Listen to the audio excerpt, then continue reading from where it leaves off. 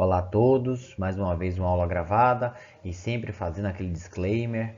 Essa aula não substitui aquela aula ao vivo que nós estamos tendo nos dias e horários marcados lá no nosso grupo do WhatsApp. Nós falamos da última aula de plaquetas, comecei falando da parte fisiológica dela, né? Hemostasia primária, hemostasia secundária, isso é muito importante. Pedi para vocês dar uma reforçada nessa leitura, a parte fisiológica da hemostasia, como é que funciona, por que ela funciona. Isso é de extrema importância para a gente, quando olhar o hemograma, entender o porquê está acontecendo aquilo ali. Eu falei o ponto-chave dessa estrutura que algumas vezes nós temos que o aparelho ele vai ser enganado por uma determinada condição que as plaquetas se encontram na lâmina ou na amostra, desculpem. Na lâmina quem vai ver somos nós. Na lâmina às vezes acontece algumas coisinhas que enganam esse equipamento e esse equipamento lança para a gente que o paciente está com uma plaquetopenia, por exemplo. E aí a gente vai para a lâmina tentar entender o porquê está acontecendo essa plaquetopenia nesse paciente, ou plaquetose, ou então a falsa contagem também. Todas elas são situações que eu tenho que ir para a lâmina para tentar identificar o que é que está acontecendo com esse paciente.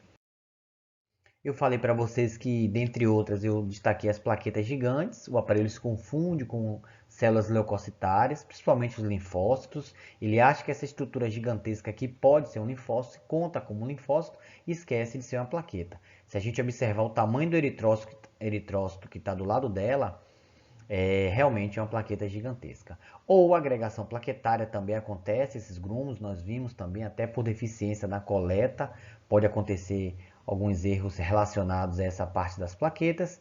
E o satelitismo, que é a agregação dessas plaquetas a nível de leucócitos, principalmente dos neutrófilos, ficam circulando esse neutrófilo aqui e o aparelho não consegue contar essas plaquetas que estão nas bordas dos leucócitos. Então, são fatores que faz com que esse método de fônio que a gente vai falar agora, ele seja aplicado para que tenha certeza. E eu falei da observação. Todas as vezes que eu fizer isso, eu vou ter que relatar no meu laudo das plaquetas e uma parte lá no laudo dos eritrócitos. Eu vou mostrar para vocês já já.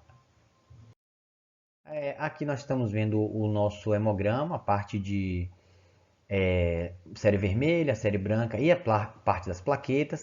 Falei para vocês que além dos valores de referência que aqui estão, tem esses gráficozinhos que às vezes alguns equipamentos emitem, que é muito bacana. Veja que tem todos eles. Ó. Opa, essa aqui escapuliu, então quer dizer que o eosinófilo, nesse caso aqui, está acima dos valores de referência, ou seja, está acontecendo a eosinofilia.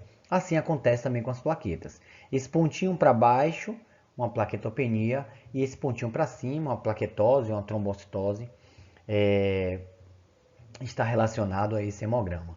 E sempre que acontecer isso, para cima ou para baixo, eu tenho que avaliar a lâmina. Aí eu vou para a lâmina fazer a técnica, eu vou explicar agora como a técnica de fônio.